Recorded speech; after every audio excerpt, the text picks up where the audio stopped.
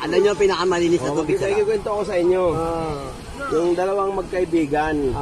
Isang mabait, tsaka isang magulang. Kaya umakyat, nag-anuhan sila, nagkayayaan yung dalawa na umakyat ng bundok. Jadi, umakyat na silang bundok. Pagdating nila ng bundok, may nakita may nakita silang ermitanyo. Sigurado nga bundok. May nakita silang ermitanyo. May patag yun, no? Ermitanyo. Tapos, nagsalita yung ermitanyo. Kumuha kayo ng tag-isang bato. Umalis yung dalawa. Umalis yung dalawa. Anong bato yun? Basta bato. Umalis yung dalawa. Yung mabait, kumuha ng tamang laki lang na bato. Yung magulang, ang kinuha niya ay maliit na maliit kasi magulang nga eh. Kasi akit ka ng pupunta ka doon, di ang layo-layo. Mapapagod ka, hingali ka. Pumunta na sila. Nung ando na sila sa ermitanyo, Mamang ermitanyo, andito na po kami. Okay, sabi nung ermitanyo, yung kinuha yung bato, gagawin kong tinapay yan. Putang sabi nung magulang, putang inang yan. Kung alam ko lang anyang gagawing tinapay, dat pala kinuha ko malaki. Eh si mabait ang kinuha niya, yung tamang laki lang. Di, kain sila ng tinapay. Kinain nila yung tinapay. Ngayon, nung nakain na nila ng tinapay, nagsalita na naman yung ermitanyo. Ay, binigyan niyo yung ano yan?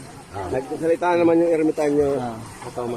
Sabi ng ermitanyo, kumuha ulit kayo ng tag-isang bato. Umalis na naman yung dalawa. Sabi nung magulang, tayo na kukunin ko, malaki. Kasi pag ginawang tinapay, tayo na malaki to. Hindi, kinuha niya malaki. Yung mabait, ang kinuha niya, yung tamang laki lang. Kaya hindi, pumunta na sila. Hingal na hingal. Mamang ermitanyo, andito na po kami. Okay. Palayuan kayo ng bato. Ang malayong maibato, bibigyan ko ng maiinom. Putang sabi naman nung magulang, putang ina ko, alam ko lang anya na ipalayuan ng bato, dat pala kinuha ko lang anya, maliit. Putang ina, hindi nanalo yung mabait kasi tama lang yung kinuha niya.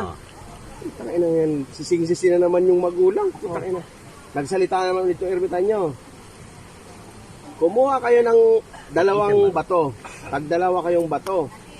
Yun, bumalis na naman yung dalawa. Ang kinuha ng mabait, dalawang tamang laki lang. Yung magulang, kinuha niya isang maliit, isang malaki. Sabi niya, pag gagawing tinapay, ito ang ipapakita ko yung malaki. Pag gagawin namang pagpalayuan naman ng bato, itong maliit. Tuwang-tuwa yung magulang. Sabi niya, Yari. gugulaan ko ito. Di, hingal na naman sila. Mamang ermitanyo, andito na po kami. Okay, andyan na ba yung mga bato nyo? Opo, andito na po. Okay. Yang mga bato nyo, gagawin ko yung habang buhay nyong itlog nyo. Sabi nung magulang, tayo na. Yung mabait, pantay yung kinuha niya. Patay ang itlog na. Putay na yan. Ay, nung magulang. Kaya ang magulang talaga. Tawa. Kaya ang magulang talaga, hindi magtatagumpay sa mabait. Ayun. Kaya yun ang Kasi kwento. ang magulang, Chichi! ang magulang, ugaling iba't iba.